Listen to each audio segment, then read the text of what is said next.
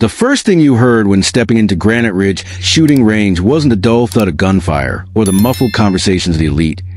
It was the sound of applause, not polite clapping. Thunderous, booming, chest-thudding applause, bouncing off marble walls and leather-paneled ceilings. In the center of it all, standing like a king surveying his domain, was Carter Langston. Carter lowered his custom Remington rifle with a casual flourish, his designer shooting gloves catching the light from the elaborate chandeliers overhead. He didn't need to check the target. He knew. Another bullseye, another perfect shot, another reminder to everyone present that this was his kingdom. He turned slightly, the edge of a smirk curling across his tan face, greeting the sea of wealthy patrons dressed in handcrafted tactical gear. Monogram Kevlar vests, boots polished to a military shine, high-end goggles that had never seen real combat. They weren't soldiers. They were CEOs, venture capitalists, heirs and heiresses who wore prestige the way others wore coats. And Carter was their crown prince. Granite Ridge wasn't just a shooting range. It was a shooting range. Nestled deep in Aspen's most exclusive slopes, it was a fortress of privilege where annual memberships cost more than most houses, where surnames mattered more than scores, and where outsiders were politely or not so politely reminded that they did not belong. Today was no exception. The receptionist, a young woman with immaculate platinum blonde hair and a razor-sharp smile, sat behind the Italian marble counter.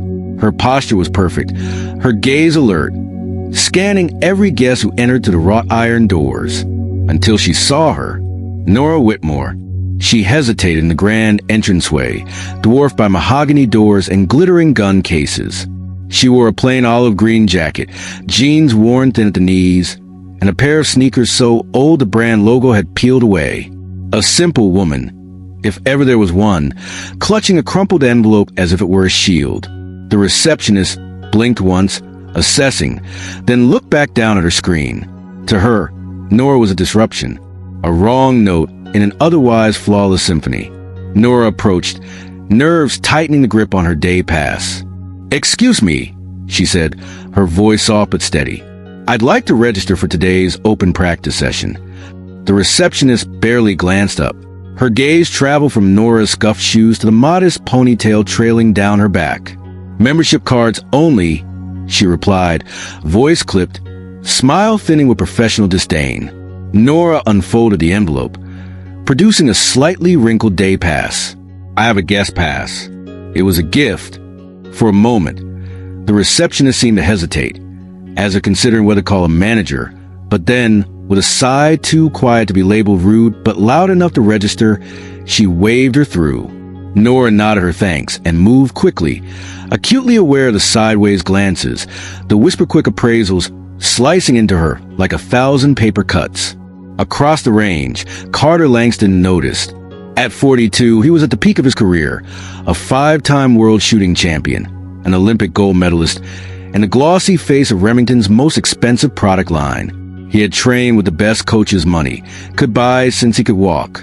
His family's oil fortune had paved roads others could barely dream of crawling. He leaned in toward his entourage, a gathering of similarly privileged sharpshooters, and tilted his chin toward Nora. Well, he drawled, loud enough for others to hear.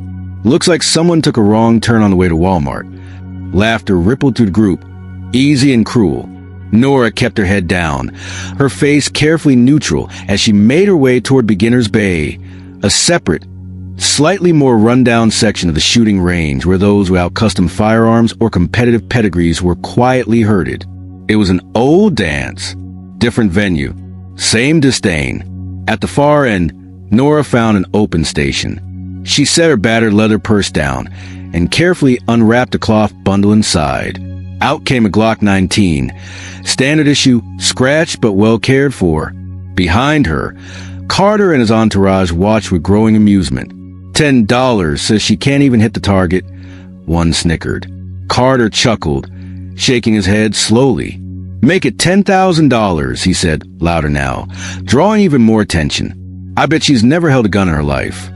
Some nearby spectators turned, curiosity piqued.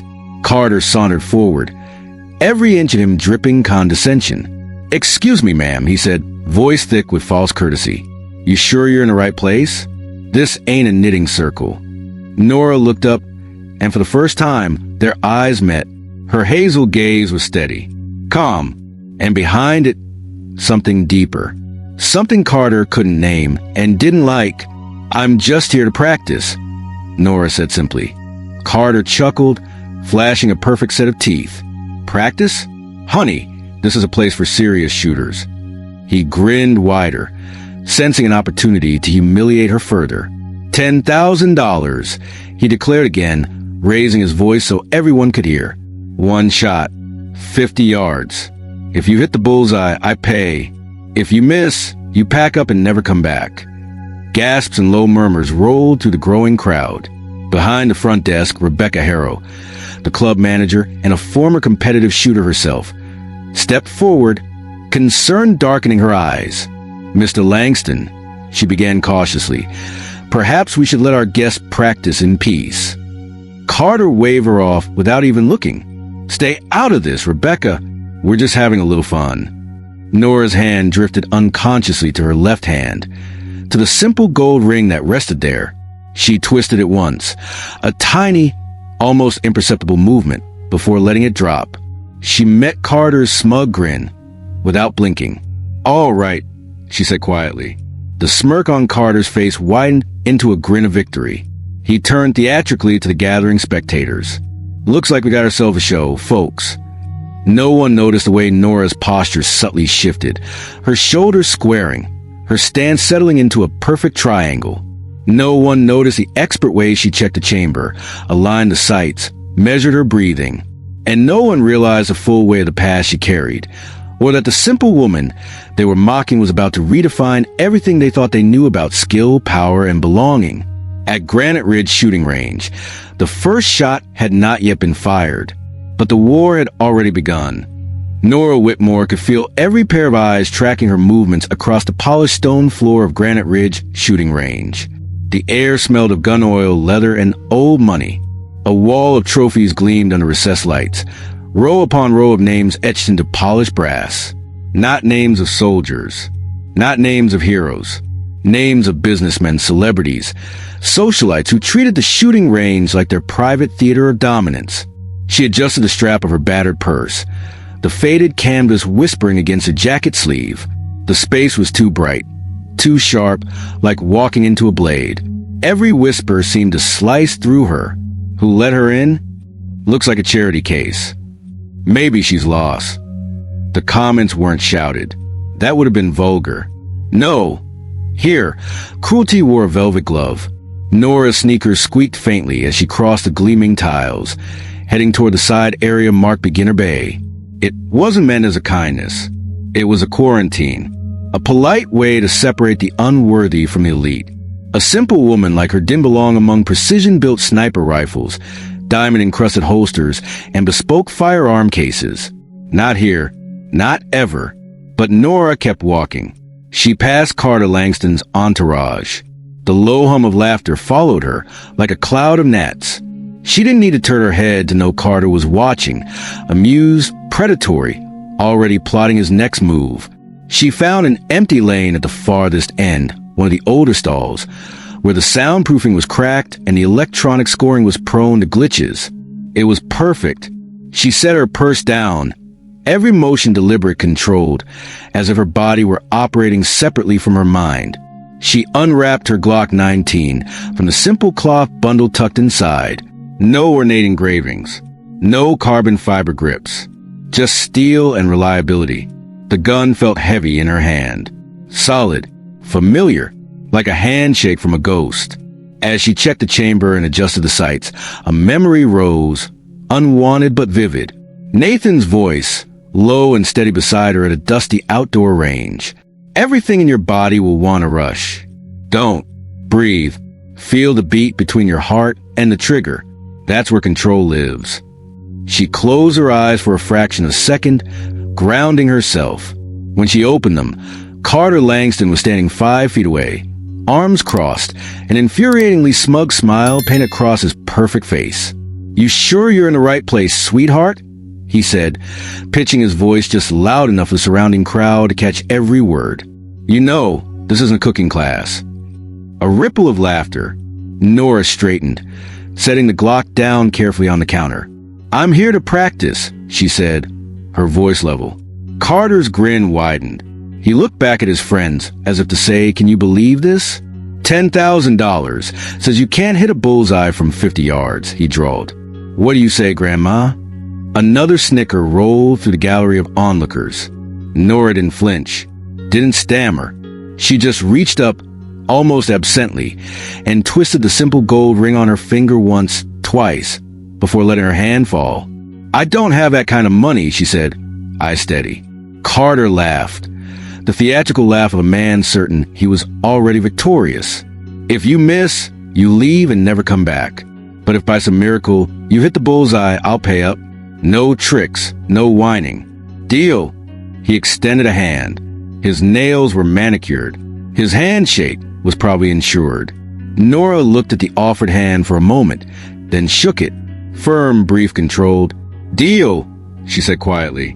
Behind the front desk, Rebecca Harrow, the club manager, was watching the exchange with growing discomfort. She wasn't blind. She had seen men like Carter all her life. Charming when convenient, vicious when threatened. She stepped forward cautiously.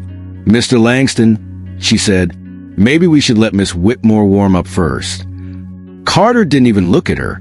"Relax, Rebecca. It's just a friendly wager. Nothing serious." Nora said nothing. She didn't need to. The slight straightening of her shoulders, the subtle widening of her stance, they spoke volumes. She picked up her Glock with a grip that was neither stiff nor clumsy but smooth and practiced.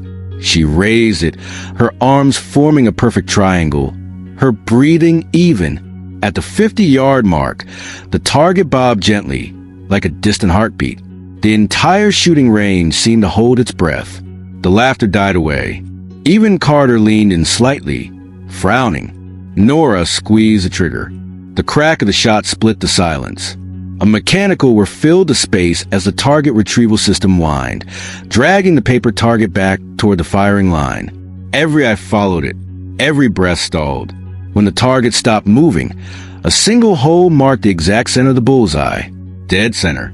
For a beat, just a beat, the world froze. And then the murmurs began. "Was that? No way. Beginner's luck." Carter's face hardened. His smirk vanished, replaced by something colder. He snatched the target, examining it closely, as if sheer disbelief could erase the evidence. "Beginner's luck," he snapped, tossing the paper down like garbage.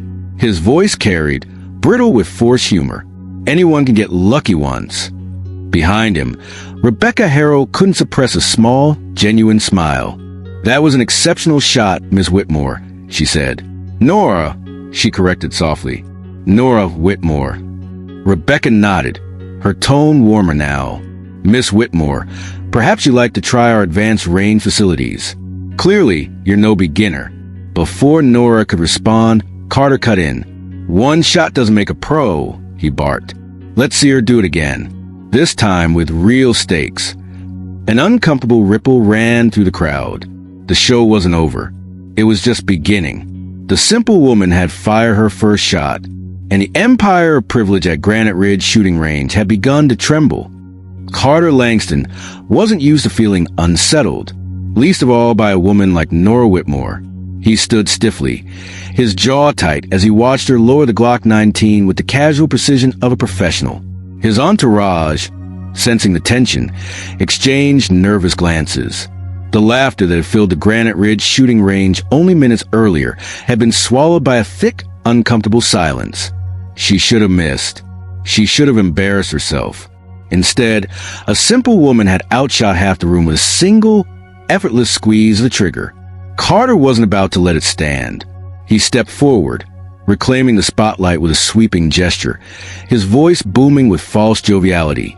All right, he said, flashing the kind of smile that usually melted corporate boardrooms and gala audiences. "One shot, impressive. But anyone can get lucky once. Am I right?" There were a few scattered chuckles from the crowd, but the sound was hollow, unsure. Carter pressed on, undeterred. "Let's make it interesting. 3 shots, 75 yards. Hit 3 bullseyes in a row and you win. He pulled a monogrammed checkbook from the inside pocket of his tailored vest, flipping it open with a flourish.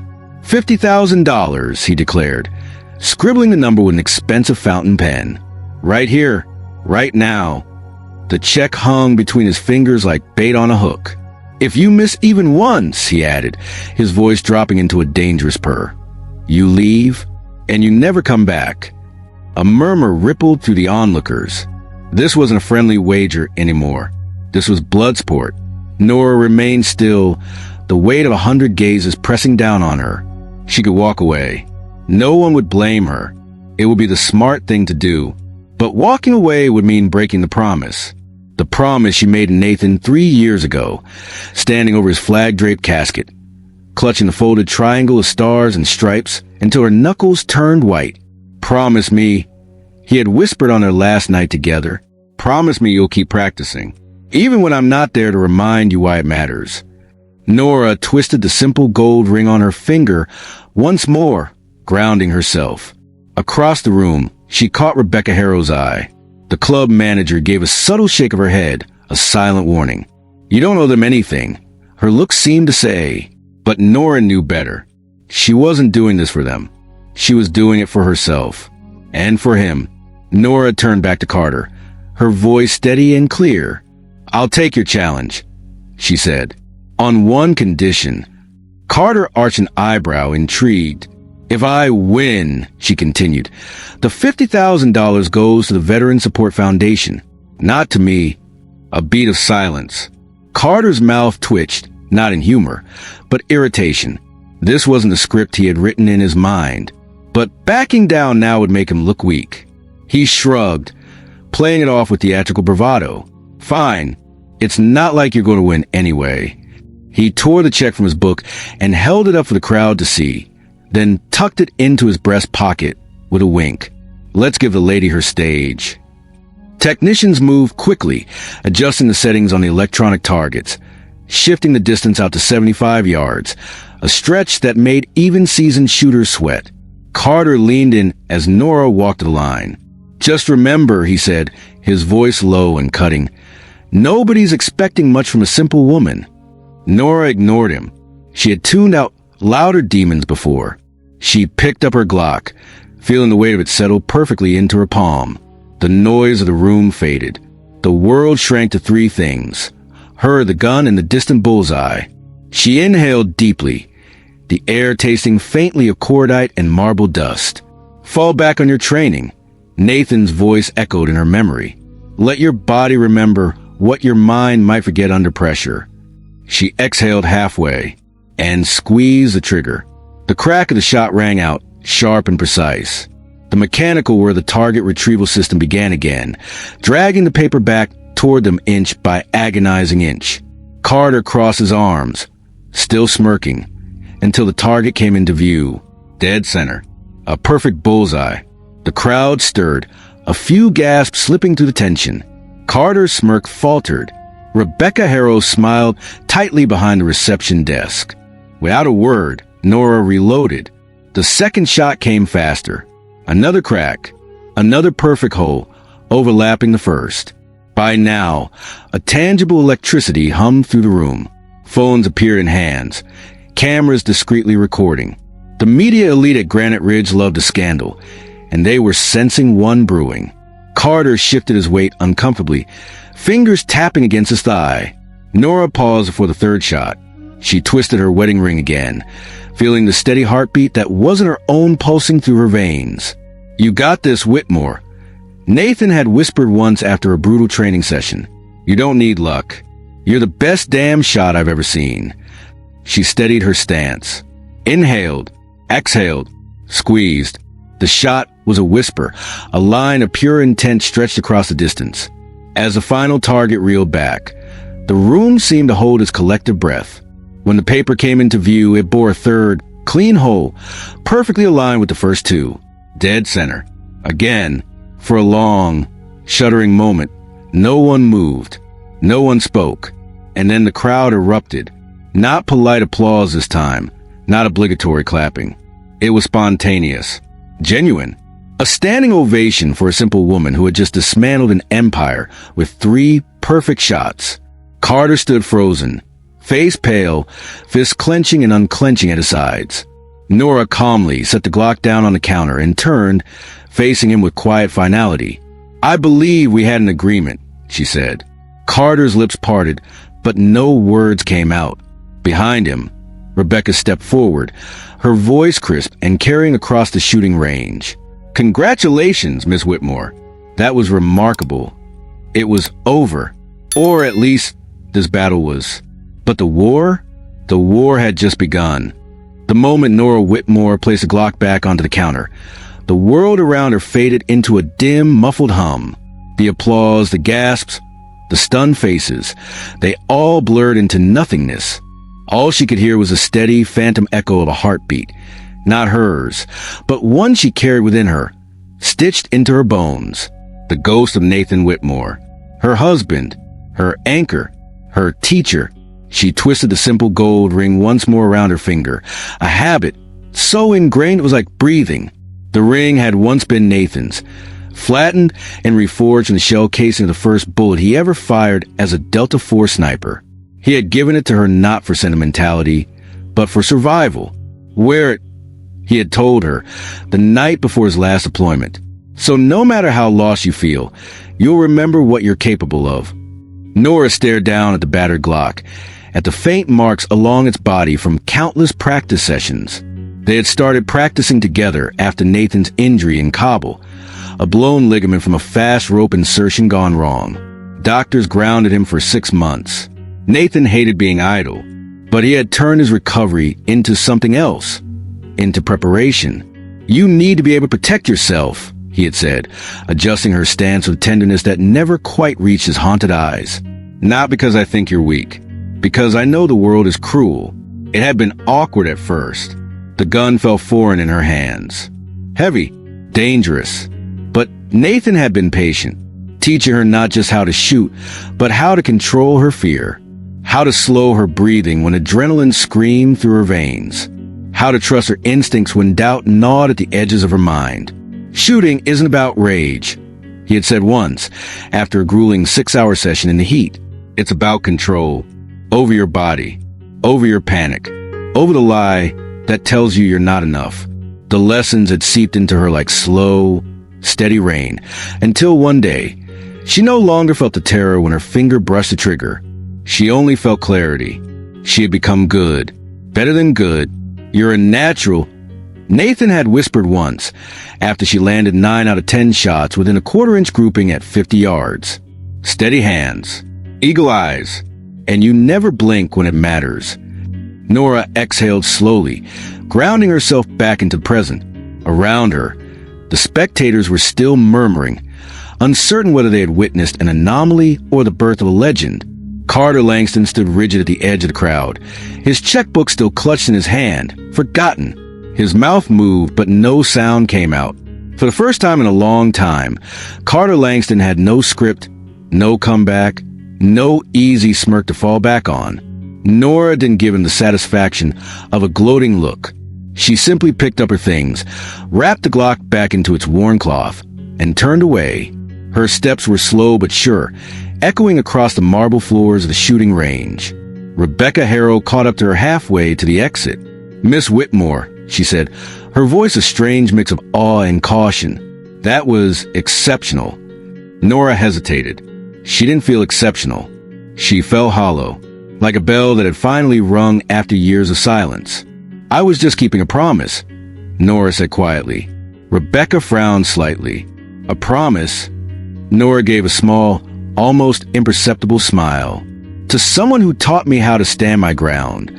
Rebecca studied her for a moment, then nodded, as if she understood more than she let on. "You should know," she added in a low voice, "Mr. Langston doesn't lose gracefully, especially not publicly." Nora tilted her head slightly. "I didn't come here looking for trouble." "I believe you," Rebecca said. "But trouble has a way of finding people who threaten the natural order." Nora said nothing. There was no point arguing. She had lived it her whole life. A simple woman in a world obsessed with pedigree, appearance, and power.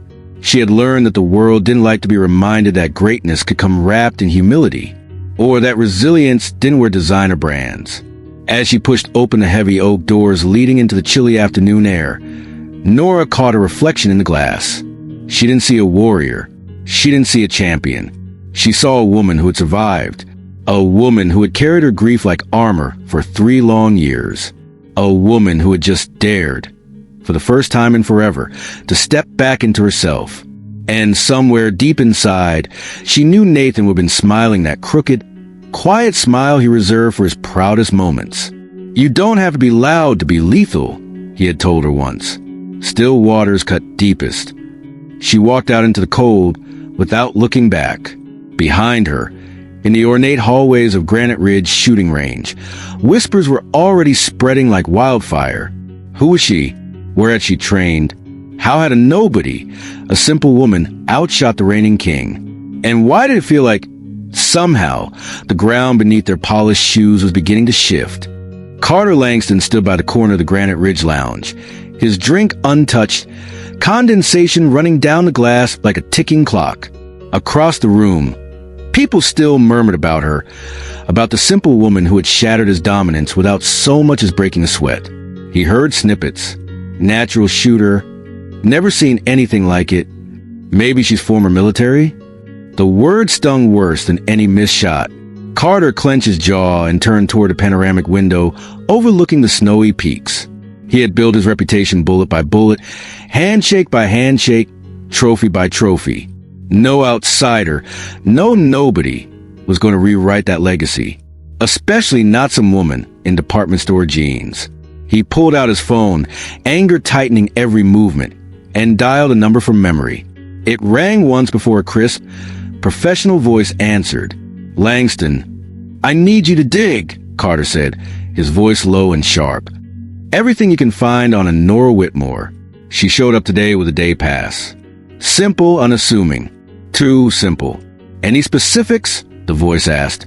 "Late 30s, brown hair, hazel eyes, probably no public record in shooting competitions. But she's not normal. No one shoots like that without training. Serious training." There was a pause. "Understood. I'll start with public records, then go deeper." "Don't waste time," Carter snapped. "I want to know who she is before the weekend's over." He ended the call and stared out the mountains, the twilight casting long shadows across the snow. His reflection in the glass stared back at him, and for the first time in years, there was doubt in its eyes. Across town, in a tiny walk-up apartment that smelled faintly of old books and gun oil, Nora Whitmore sat alone at her kitchen table. The Glock was back in its case. The cloth was folded neatly beside it. The ring, Nathan's ring, rested on the table under the yellow light of the cracked lampshade. Nora cradled a chipped coffee mug between her hands, steam rising and fading like breath in winter air. The adrenaline from earlier had long since faded, leaving only exhaustion and a low, gnawing ache in her chest. She hadn't planned on staying long at Granite Ridge. She hadn't planned on making waves. She had only wanted to keep a promise. But fate, it seemed, had other plans. Her phone buzzed against the table, vibrating so hard it rattled the ceramic mug. Michael Reeves, Nathan's old teammate. Nora hesitated before answering. "Michael," she said. "Jesus, Whitmore," came the gruff reply. "You sure know how to make an entrance." Nora smiled despite herself. "I wasn't trying to." "Yeah, well, you've lit up half the veteran boards. People are asking if you're for real." She sipped her coffee, the warmth steadying her frayed nerves. "I'm real," she said simply. Michael chuckled. "I know that. Problem is, now Carter Langston knows it too. And he's the kind of guy who doesn't like surprises. Especially not ones that make him look bad. I figured as much." "You need to be careful, Nora. Men like him, they don't fight fair. Especially not when their pride's on the line." Nora leaned back in her chair, letting her head rest against the wall, feeling the slight unevenness of the paint under her hair. "I'm not looking for a fight, Michael." "I know," he said. "But sometimes the fight finds you anyway." There was a pause between them, thick with memories. Memories of long nights waiting for Nathan to come home. of carefully worded calls that never quite said what missions he was on, of folded flags and honor guards and eulogies that said everything and nothing. Michael cleared his throat. "You holding up okay?" "I'm fine," she lied. "You're not," he said gently. "But that's all right." Nora closed her eyes, the weight of the day pressing heavier now. "I kept my promise," she whispered. Michael didn't ask which one. He already knew. "Keep practicing, Nora, no matter what." Michael's voice softened. Nathan would be proud. Nora swallowed hard against the lump rising in her throat. "Thanks, Mike." "Listen," he added after a beat. "If Langston starts sniffing around, you call me. You got people watching your six whether you like it or not." She smiled again, smaller, sadder. "Always did," she said. They ended the call. Nora sat there for a long moment, the silence thick and heavy. Then, almost without thinking, she stood up and crossed the room to a narrow wooden cabinet tucked against the wall. She opened it. Inside, neatly arranged, were reminders of a life she had tried to leave behind. Nathan's service medals, his deployment patches, training manuals, shooting logs, journals written in tight, slanted handwriting.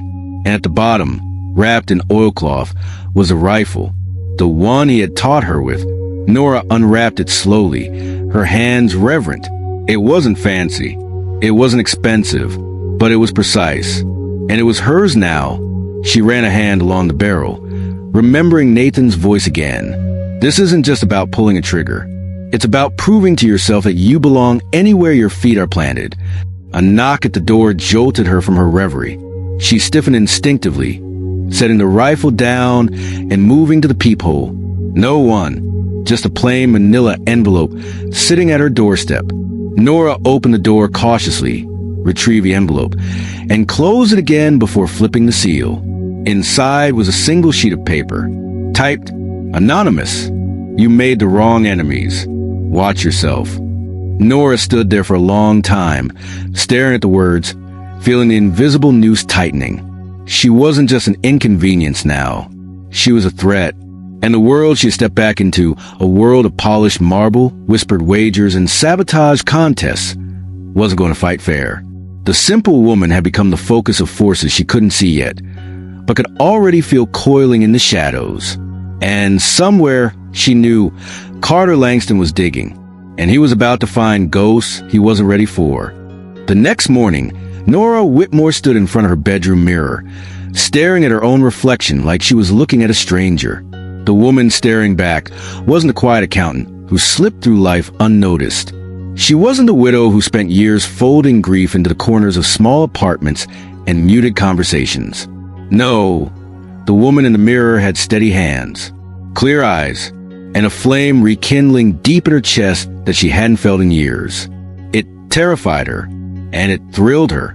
The manila envelope with the anonymous warning still sat unopened on her kitchen table. She hadn't needed to read it twice. She knew what it meant. She had drawn blood. Now they were circling. Carter Langston had resources, money, influence. He would come at her sideways, where she couldn't see him. But Nora wasn't the same woman she'd been 3 years ago. Nathan hadn't just taught her how to shoot. He had taught her how to survive. She packed a small duffel bag, the Glock 19, 2 spare magazines, her old, worn shooting gloves, Nathan's weathered field notebook, the last item she tucked carefully into an inside pocket over her heart. By noon, she was behind the wheel of her aging pickup, winding her way out of the city, toward the foothills outside Aspen, where an old public shooting range sat forgotten by most of the wealthy elite. Here, there were no crystal chandeliers, no marble floors, no audience, only the raw by the mountain air, the dry crackle of dirt underfoot, and the endless, open sky. It was exactly what she needed. Nora checked into the front office, flashing her ID and signing the waiver with a firm, deliberate hand. The range master, a grizzled veteran named Hank, who looked like he hadn't smiled since the Reagan administration, gave her a slow once-over. "You shoot?" he asked, skepticism thick in his voice. "I practice," she replied. He grunted and pointed her toward Range 7, the most isolated bay, pressed against a craggy slope of red rock. Perfect. The first few rounds were rough. Her hands, steady under pressure at Granite Ridge, now trembled slightly with anger. The Glock kicked harder than usual. Her groupings were scattered, wide. She missed. Again, and again, and again. Each missed shot stung sharper than the last. Nora exhaled harshly and holstered the weapon, stepping back from the firing line. She closed her eyes, letting the sounds of the shooting range fade into background static. "You're not here to win anyone's approval," Nathan's voice echoed from memory. "You're here to prove to yourself that you're still alive." Nora pressed her palm flat against her chest, feeling the thud of her own heartbeat. Steady, strong, real. She pulled out Nathan's notebook, flipping through pages until she found it. Training under pressure. Breathe first. Sight second. Trigger third. Mind last. Simple. Brutal. True. Nora holstered her Glock again and squared her stance. Feet shoulder width apart. Shoulders loose. Breath even. She raised the weapon, focused, and fired. The shot cracked across the barren landscape. When the paper target reeled back, the hole was there, dead center. Nora smiled, small and grim. Not for them, for herself. Hours passed. She moved through drills Nathan had once drilled into her bones. Control pairs. Failure to stop drills. Distance transitions. Her hands remembered before her mind caught up. The calluses on her fingers, the automatic calculation of wind and drift, they had never truly left. They had just been sleeping. By late afternoon, the cold had settled into her joints, but her groupings were tight again, tighter than they had been even before she quit shooting 3 years ago. Nathan had been right. Stillness was power. Control was survival. As she packed up, Nora caught sight of a man watching her from the shadows beyond the range boundary. He wasn't wearing a uniform, but the bearing was unmistakable. Squared shoulders, measured breathing, the alert stillness of someone who had been trained to kill and wait. She tensed, one hand drifting instinctively toward her Glock. But the man raised one hand slowly, palm out, a gesture of peace. He stepped into the light. Older, maybe late 40s, graying hair at the temples, an old scar running down his jawline. "Mrs. Whitmore?" he asked, voice low and respectful. Nora's hand hovered an inch above her holster. "Who's asking?" "Commander Dean Lawson," he said. "Team 3, Baghdad, 2016. The names and dates clicked instantly. Nathan had mentioned him once, over coffee and too many cigarettes. Lawson's the kind of guy who'll carry your ghost home, if he has to. "What do you want?" Nora asked, voice clipped. Lawson stepped closer, lowering his voice even further. "I heard about Granite Ridge, about Carter Langston. And," she said, "and I figured you might appreciate a spotter." Nora hesitated. Trust was a luxury she hadn't been able to afford for years. But something in Lawson's eyes that old, battered loyalty soldiers wore like second skin settled the question. "I'm not looking for trouble," she said. He smiled faintly. "Trouble's already looking for you. Best you don't face alone." He reached into his jacket and pulled out a weather case. Inside, a pristine long-range rifle, a Macmillan TAC 338, the same model Carter was famous for using. "I can get you up to speed," Lawson said. "Not just on the rifle, on the mind games too." Nora stared at the weapon for a long moment, at the man, at the mountain range behind him, stark and unyielding. Then she nodded, and with that single motion, a choice solidified inside her. She would not hide. She would not run. She would fight, not for revenge, not for pride, but to honor every scar, every lesson, every whispered promise that Nathan had left behind. The fire inside her had been rekindled, and this time, it would not be extinguished. By the time the sun began to bleed into the Colorado horizon, Nora Whitmore's body ached with a kind of deep, satisfying exhaustion that only came from honest work and old scars reopening. She packed up slowly, her fingers numb from the cold, her joints stiff from hours of silent drills. But her mind was sharp, sharper than it had been in years.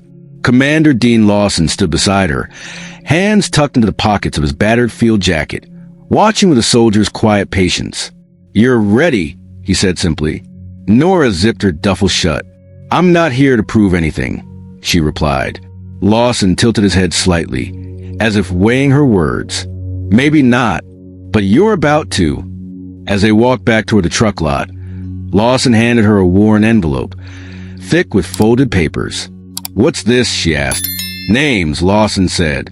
"People who served with Nathan. People who remember.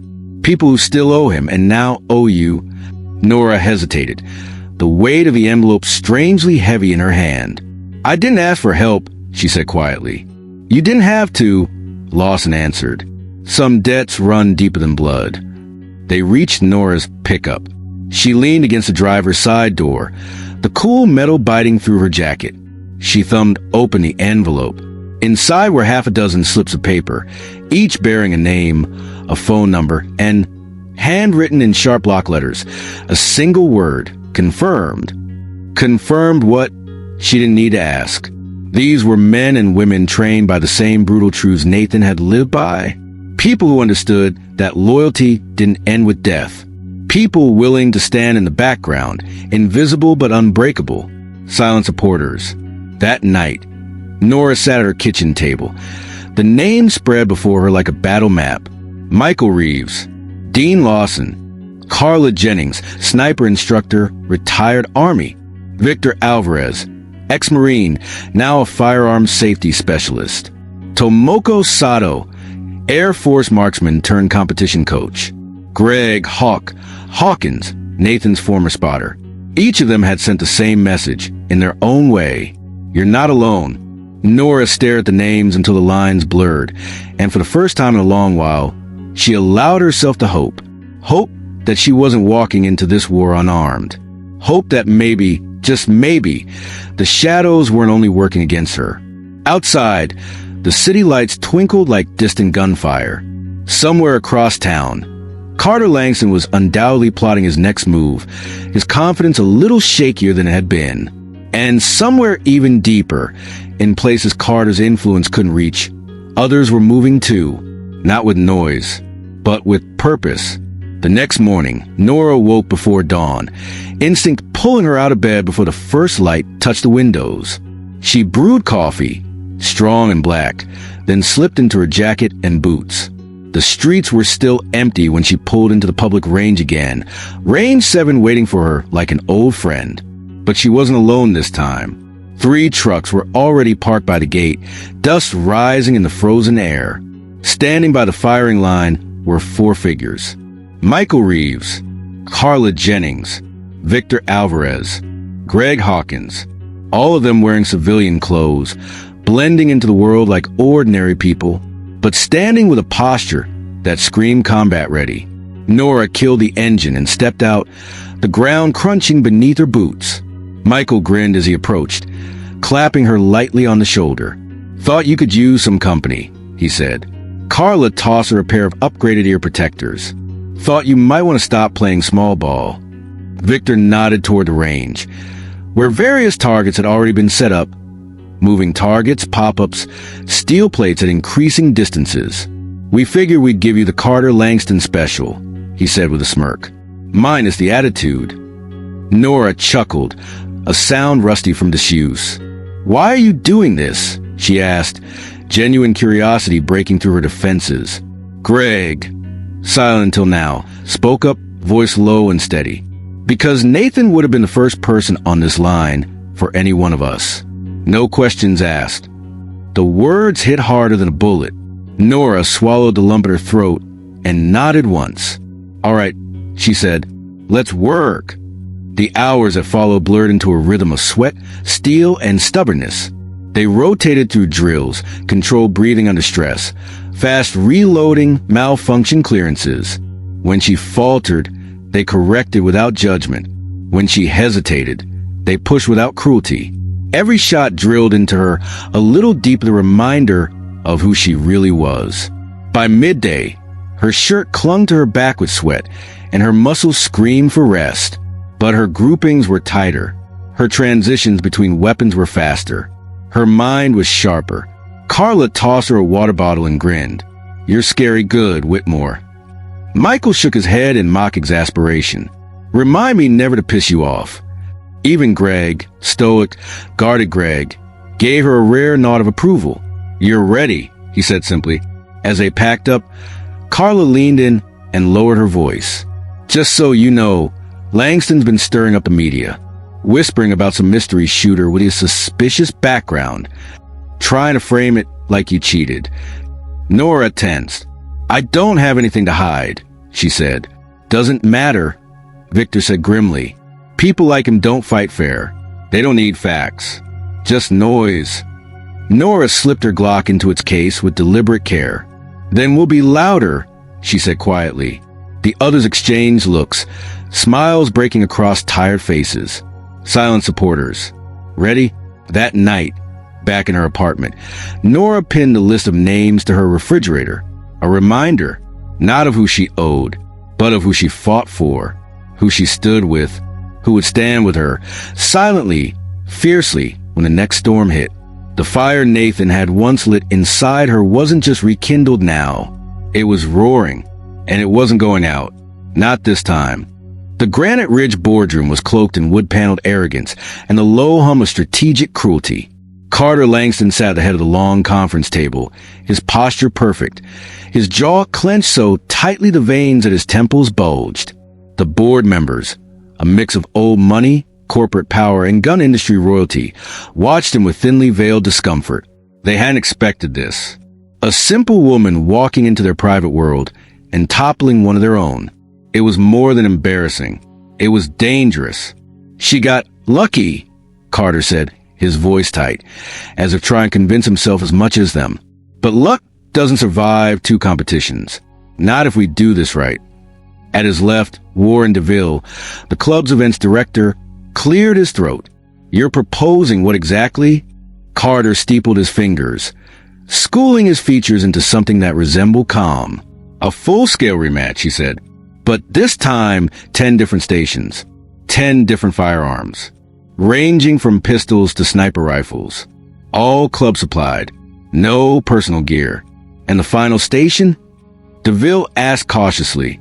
Carter allowed himself a thin smile. "A Macmillan TAC 338, custom tuned. Only 5 civilian models in the region. I know it better than I know my own reflection." A murmur rippled down the table. It was audacious. It was stacked. And it was perfectly legal. Officially, anyway. "If she's a real shooter," Carter said, voice smooth and oiled now, "she'll adapt. If she's a fraud," he shrugged, "she'll crack." The board members exchanged glances. Finally, the chairman, an old man with liver-spotted hands and an insatiable thirst for prestige, nodded. "Approved," he said. Carter exhaled slowly, savoring the victory. But deep inside, a sliver of unease twisted. Because for the first time in years, he wasn't entirely sure if he was preparing for a performance or a funeral. Across town, Nora Whitmore sat in her apartment, the firelight flickering across her features, the envelope of silent supporters still pinned to the fridge behind her. Her phone buzzed. Rebecca Harrow's name flashed across the screen. Nora answered. "Miss Whitmore," Rebecca said, breathless, as if she had just finished running. "They've changed the terms." Nora's hand tightened around the phone. "What terms?" Rebecca hesitated. "They're calling it the Carter Langston Invitational," she said. 10 stations. Club-provided weapons. No personal modifications allowed. Nora leaned back in her chair, staring up at the ceiling. Stacked odds. She had expected nothing less. "And the final station?" she asked. Another pause. "A customized Macmillan TAC 338. Carter's specialty." Nora closed her eyes. Of course it would be. Rebecca's voice softened. "Miss Whitmore, you don't have to do this. They're setting you up to fail." Quietly, officially, Nora smiled faintly, though there was no humor in it. "I'm not here to win their approval," she said. Rebecca's next words came almost in a whisper. "Then what are you here for?" Nora opened her eyes, and in the reflection of the dark window, she saw not herself, but Nathan, standing steady behind her. "For him," she said simply, "and for every other nobody they think they can step over." The next morning, Carter Langston reviewed the finalized competition structure like a general inspecting a battlefield. Every detail had been engineered to showcase his strengths. Quick draw pistol challenges designed for showboating. Long-range rifle accuracy at 600 yards, where muscle memory counted more than instinct. Precision shotgun reloading drills that favored those trained in tactical games, not real combat. And the final station? The Macmillan, his crown jewel, his secret weapon. He smiled grimly as he signed the final paperwork. By the end of the week, Nora Whitmore would be a footnote, and Carter Langston would be a god again, or so he told himself. Over and over. At the old Foothills shooting range, Nora and Commander Dean Lawson ran through brutal simulation after brutal simulation. Victor Alvarez set up custom target drills that mimicked sudden weapon switches. Carla Jennings barked orders, forcing Nora to adjust her grip, her stance, her breathing between weapons. Greg Hawkins taught her how to handle rifle malfunctions on the fly, a jam bolt, a crack scope, without losing precious seconds. "You adapt," Hawkins said, tapping her forehead lightly. "Or you die." Simple, cold, true. Nora's hands blistered and bled beneath the gloves. Her shoulders burned from the unfamiliar heft of borrowed shotguns. Her eyes ached from endless focus drills. But she never once asked to stop, because every failure now was a bullet dodged later, and every victory was one more brick in the fortress she was quietly, methodically building inside herself.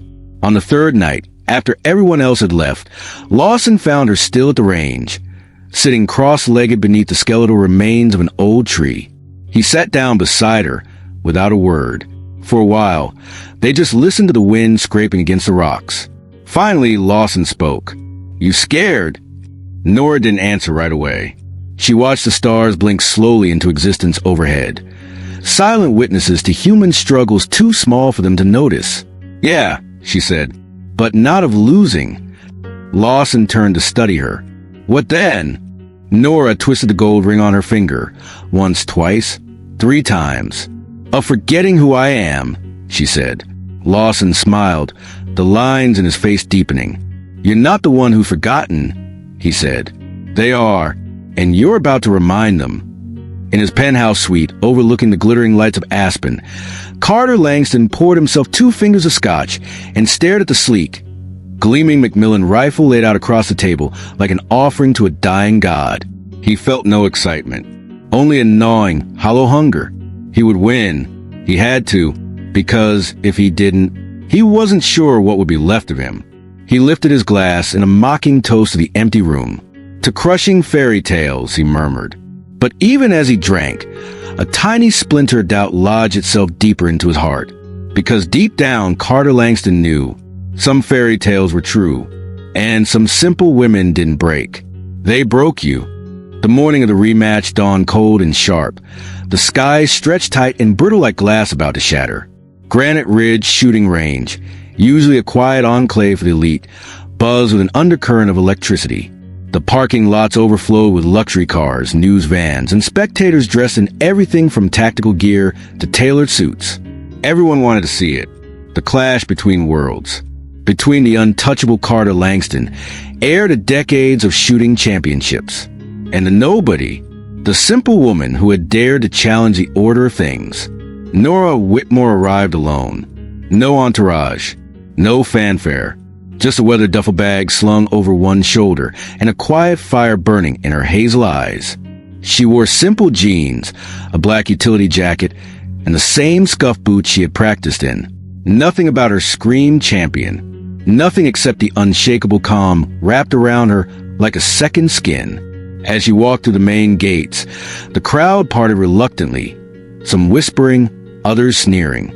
Carter Langston was already there, center stage, surrounded by sponsors, journalists, and club's board members. He wore a branded competition jersey, every logo meticulously displayed. His custom ear protectors gleamed. His designer sunglasses masked his eyes, but not the rigid set of his jaw. When he spotted Nora, he smiled, but it didn't reach his eyes. "Welcome back, Miss Whitmore," he said, loud enough for the microphones to catch. Nora stopped a few feet away, steady as bedrock. "Thanks for the warm welcome. she replied evenly. The spectators chuckled, sensing blood in the air. Carter gestured theatrically toward the rows of shooting stations lined up across the vast open field. "Today," he said, voice rich with false magnanimity, "we'll be showing the world what true skill looks like." Nora didn't flinch. She didn't need to, because true skill didn't shout. It spoke quietly, and it never repeated itself. The competition began with the first station, a rapid-fire pistol drill at close range. Carter moved like a machine, smooth, confident, economical. When Nora stepped up, there was a noticeable shift in the crowd's posture, leaning forward, holding their breath. She drew cleanly, planted her feet, and delivered a tight cluster of shots, each one punctuating the silence like a metronome of inevitability. Her grouping was tighter than Carter's. Barely, but enough. The score flashed on the giant digital board. Station 1, Nora, 10 tenths. Carter, 10 out of 10. Tiebreaker. Grouping advantage, Nora. A ripple of surprise ran through the spectators. Carter's jaw flexed. Station after station unfolded. Short rifles, shotguns, precision carbines. Every weapon unfamiliar.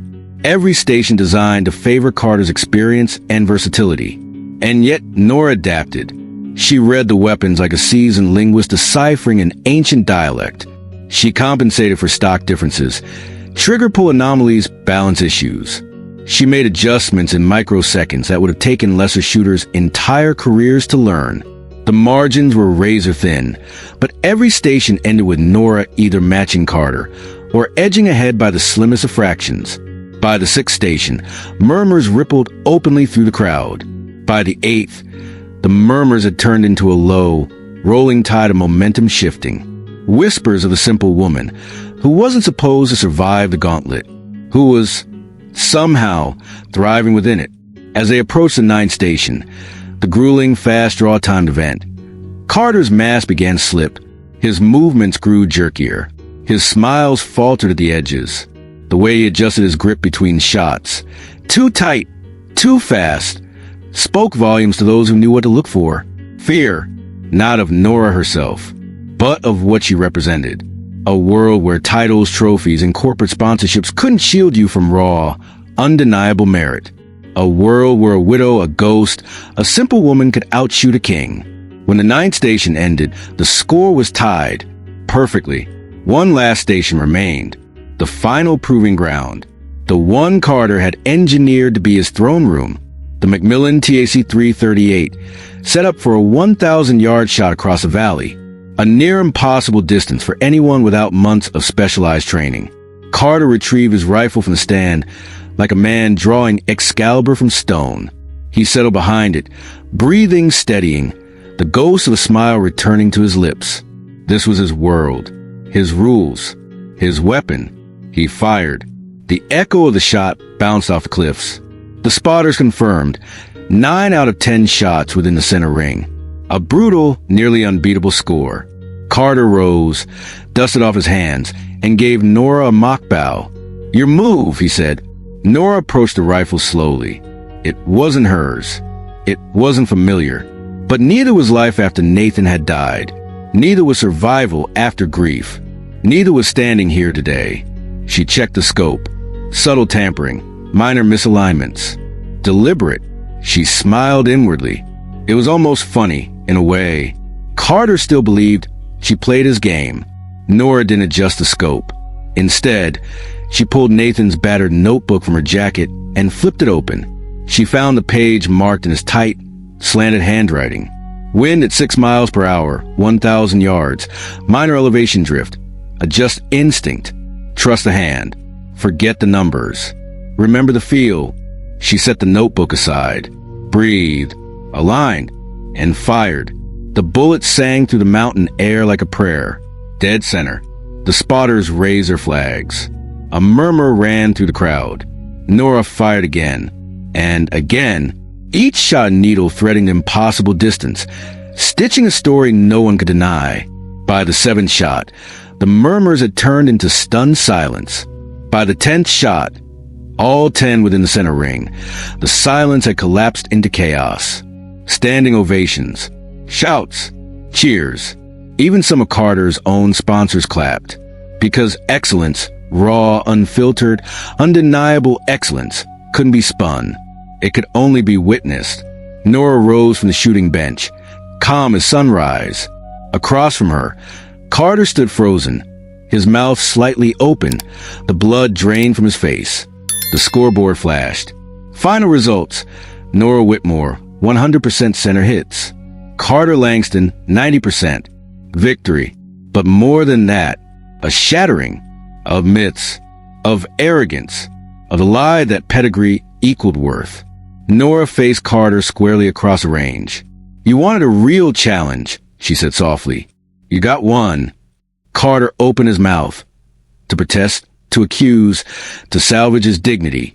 But nothing came out, because there was nothing left to say. The world had already chosen, and it had chosen a simple woman. The air at Granite Ridge shooting range crackled with something electric, something primal. Cheers from the crowd still echoed, rebounding off the mountains like cannon fire. Journalists were already scrambling, pushing microphones into faces, snapping photos like history was being written. Because it was. Carter Langston stood motionless, his hands clenched so tightly, the knuckles blanched white. He couldn't process it.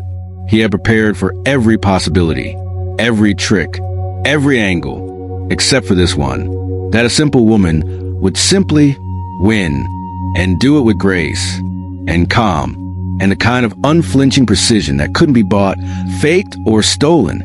As the officials confirmed the final scores, Rebecca Harrow stepped forward, voice steady over the loudspeakers. "Ladies and gentlemen," she announced, "your champion today by unanimous score and flawless execution is Nora Whitmore." The crowd erupted again, louder this time, no longer reserved in their awe. Nora stood near the edge of the shooting station, shoulders relaxed, her face unreadable. She didn't pump her fist. She didn't bow. She didn't gloat. She simply stood there, quiet and unbreakable, the embodiment of every invisible soul the world had ever overlooked. Carter moved, like a man walking underwater. Slow, heavy, each step toward Nora felt like a public execution. He extended his hand stiffly, the gesture robotic. "Congratulations," he said through gritted teeth, the words tasting like ashes. Nora took his hand briefly, her grip firm but not cruel. "Thank you," she said simply. But the real battle hadn't ended with a final shot. It was only beginning. Before anyone could disperse, Carter's voice, sharp and offensive, cut through the air. "I want a review," he barked. "I demand an audit of her equipment, her background, everything." The crowd shifted uneasily. Nora didn't react. She didn't have to, because Rebecca, calm and professional, stepped forward again, this time holding a tablet. "We anticipated that request, Mr. Langston," she said, "and we have already reviewed the footage." She tapped the screen, and a massive projection lit up behind her, showing security footage from the equipment room. The footage played. Carter's personal technician, adjusting sights, tampering with weights, altering trigger pulls. But not on Nora's equipment, on Carter's. A gasp rippled through the audience. Nora watched Carter's face, watched the precise moment when the realization hit him. He had sabotaged the wrong person, and the world was now seeing it. Rebecca's voice was neutral, but deadly as she spoke into the microphone. Mr. Langston's team tampered with competition equipment, in violation of both club policy and Massachusetts gaming laws. She turned slightly. Effective immediately, Mr. Langston is suspended from all Granite Ridge events pending formal investigation. The room fractured into chaos. Reporters shouting questions. Spectators turning on Carter with a mix of disdain and disgust. Carter's face twisted, years of polished arrogance crumbling in real time. "You think this proves anything?" he snarled at Nora, ignoring the cameras. "You think winning one competition makes you somebody?" Nora finally spoke, her voice low but clear enough to cut through the noise. "I didn't come here to be somebody," she said. "I came here to keep a promise." Her hand drifted unconsciously to the ring on her finger, the gold catching the afternoon sun. "And I'm not leaving until it's kept." Carter's facade collapsed completely. "You got lucky," he spat, voice rising. "You don't belong here." "You're nothing but a charity case wearing a dead man's ring." The crowd recoiled audibly. Some things were unforgivable, even among the entitled. Nora stood her ground. She didn't flinch, didn't blink. "You're right," she said, her voice even. "I am wearing a dead man's ring." She twisted the band once, feeling the invisible strength of Nathan Whitmore wrapping around her. "But it's not luck that brought me here." She took a step closer, until it was only inches between her and Carter. "It's every sleepless night, every sacrifice, every lesson, every moment I spent learning that real strength doesn't need a stage to prove itself."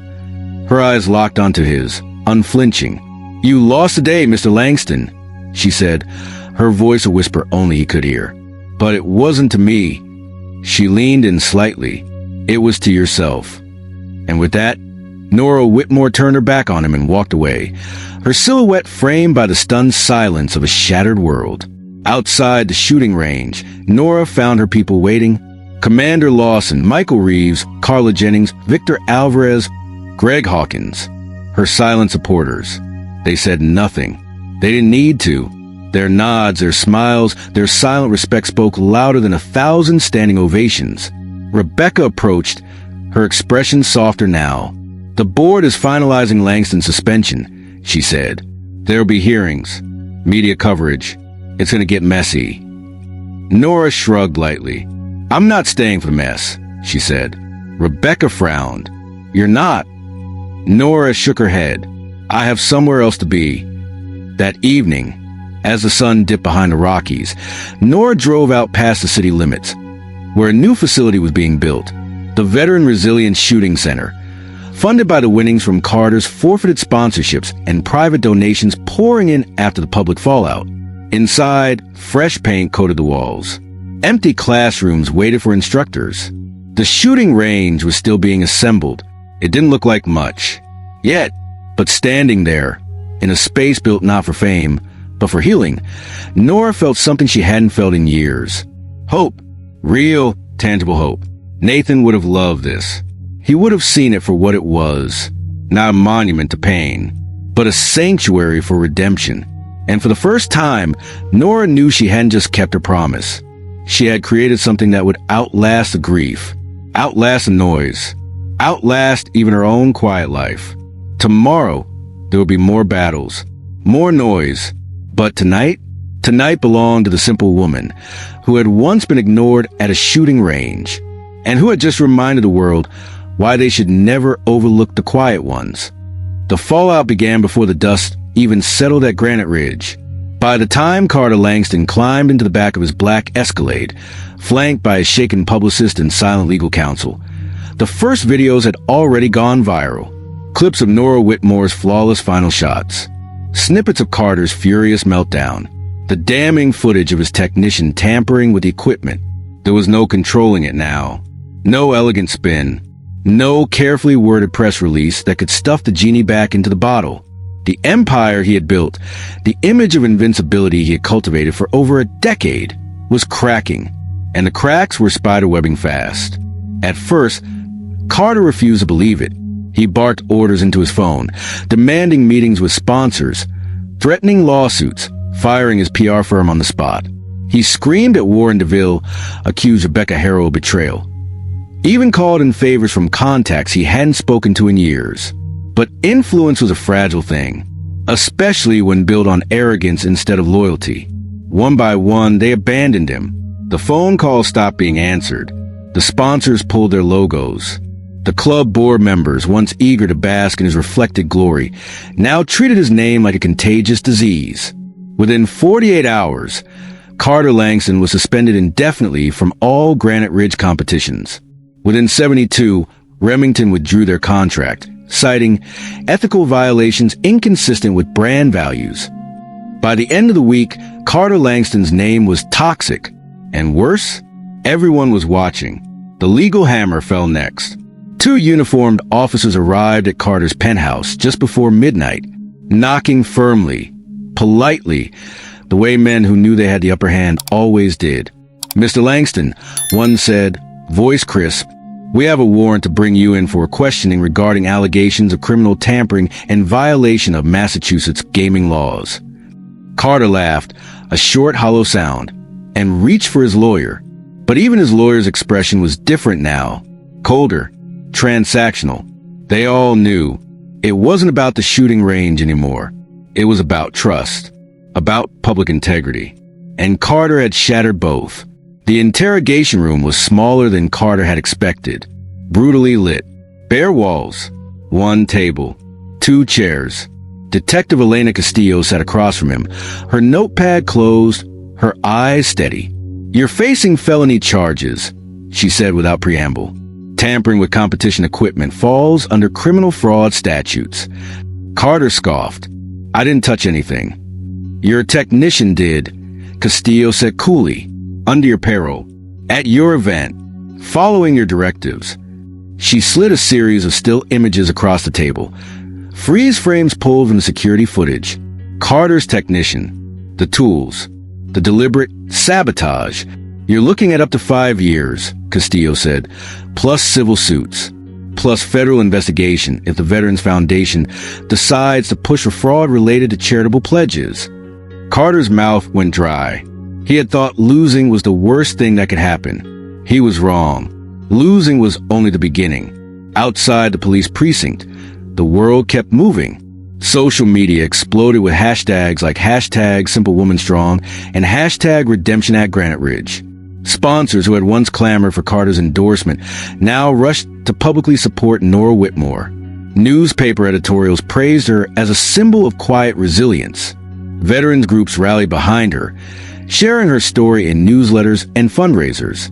And Carter Langston, once the unchallenged king of the shooting range, became a cautionary tale.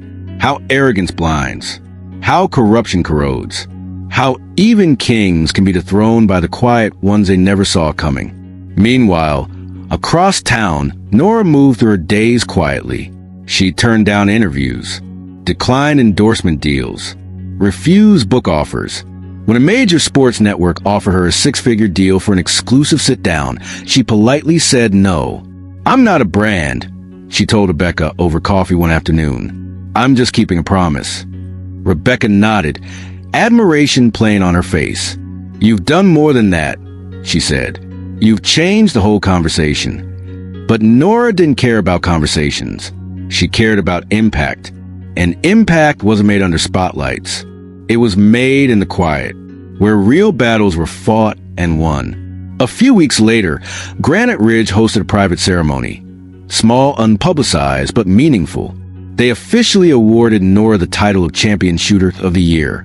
But more importantly, they announced the establishment of a new annual honor, the Nathan Whitmore Award for Excellence in Integrity and Marksmanship, named after the man whose quiet teachings had brought Nora to this moment. When they handed her the plaque, Nora didn't cry. She simply stood there, silent, holding the weight of a promise fulfilled in her hands. Carter Langston watched the coverage from a low-end motel room 2 towns over. His suit hung wrinkled in the closet. His Macmillan rifle, the one he once cradled like a crown, sat dismantled in a cheap duffel bag. He didn't smash the television, didn't scream, didn't rage.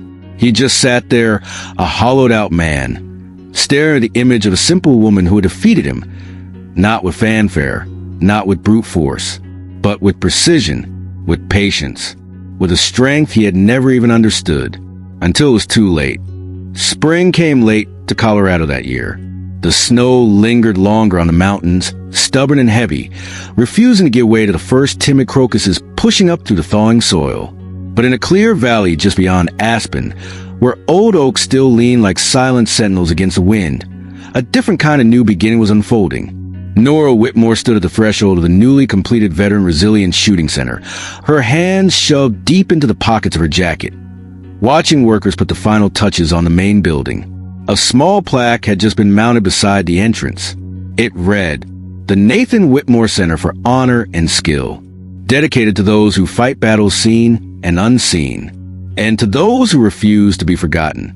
Nora traced the letters with one gloved finger, feeling the weight of it settle into her chest. This wasn't just a place. It was a promise fulfilled, a legacy born not from ambition, but from perseverance, from quiet resilience, from love. Inside, the center smelled of fresh paint and new beginnings. The shooting ranges were modern but unpretentious.